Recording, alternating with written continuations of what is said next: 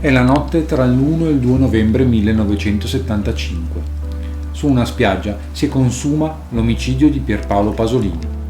L'ultima indagine sul caso si è chiusa nel 2015 ed è durata 5 anni, senza portare ad alcun risultato. L'unico processo che si sia mai svolto ha visto condannato Giuseppe Pino Pelosi nel 1979. Pelosi allora aveva 17 anni e si autoaccusò di aver massacrato da solo lo scrittore, circostanza sempre molto contraddittoria viste le condizioni del corpo del regista. Secondo un articolo del Fatto Quotidiano del 2015 a firma di Simona Zecchi, in quel fascicolo archiviato nel 2015 vi è un'immagine di un volto noto, Flavio Carboni. L'immagine venne mostrata ad un teste dell'idroscalo, che però non lo riconobbe come una delle persone presenti sul luogo del delitto. La foto di Carboni, con i suoi dati personali, era spuntata all'interno di un album allegato ad un verbale del 28 aprile 2011 ed era stata mostrata ad Ennio Salvitti, un pescatore che allora viveva in una delle baracche della zona di Ostia, il quale riferì subito della presenza di più persone sul posto. Un investigatore legato all'indagine ebbe a confermare l'interesse per Carboni, ma senza ricordare il motivo della presenza di quella foto nel fascicolo. In quegli anni Carboni aveva frequenti rapporti con l'usuraio Domenico Balducci, che sarà poi ucciso nel 1981. Balducci, Diotallevi e Pippo Calò furono processati insieme con Carboni per associazione a delinquere. Tra loro vi era anche un rampollo dei conti Grazioli. Tutti vennero assolti. Certamente in quel processo mancava un nome importante, quello di Danilo Bruciati, che con Balducci, Diotallevi e Calò aveva un rapporto molto stretto.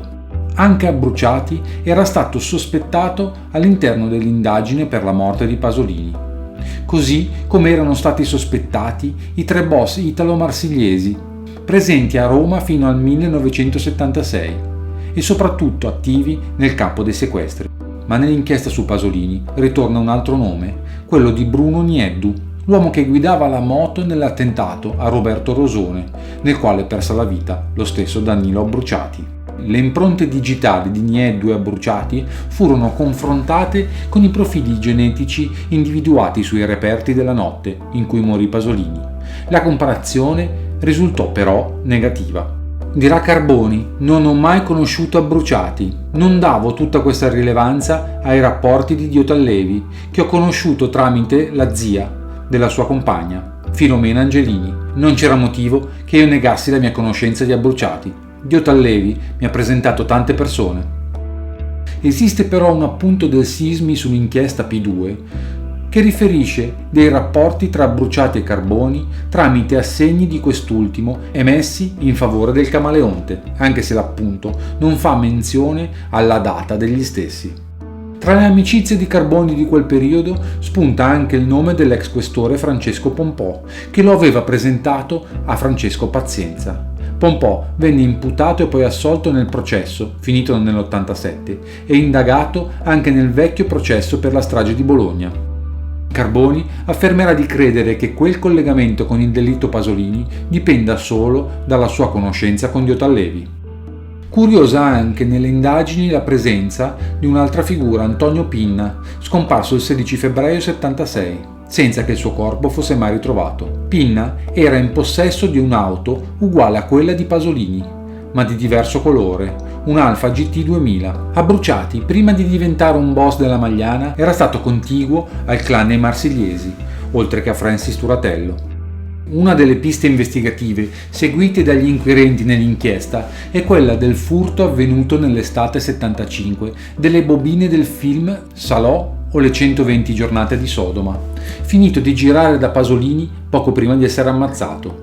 Pista importante perché l'omicidio potrebbe essere collegato proprio alla restituzione del materiale rubato. Gli investigatori sono riusciti ad individuare l'intermediario che, secondo il regista Sergio Citti, collaboratore e amico di Pasolini, avrebbe messo in contatto lo scrittore e un gruppo di persone che avevano effettuato il furto. Questo intermediario, indicato da Citti come Sergio P., ha ammesso di aver parlato con lui del recupero dei negativi, senza fornire però altri elementi sugli autori del furto e sulle altre persone coinvolte. Interessanti anche le dichiarazioni sul merito di Laudavino De Santis, soprannominato Lallo lo Zoppo, tra i maggiori boss della delinquenza organizzata della capitale, noto per il sequestro e l'uccisione dell'industriale del caffè Palombini, il quale in un'intervista pubblicata per la prima volta sostenne che quella sera c'è stava tutta Roma lì, tutta la Roma criminale e violenta, agli ordini non so di chi. È stata una storia strana, se sapeva nell'ambiente delle bobine, e che gli avessero chiesto 2 miliardi. E secondo me non è stato ammazzato per soldi. Credo che quel deficiente De Pelosi non sapesse nulla. Pasolini è stato ammazzato perché dava fastidio.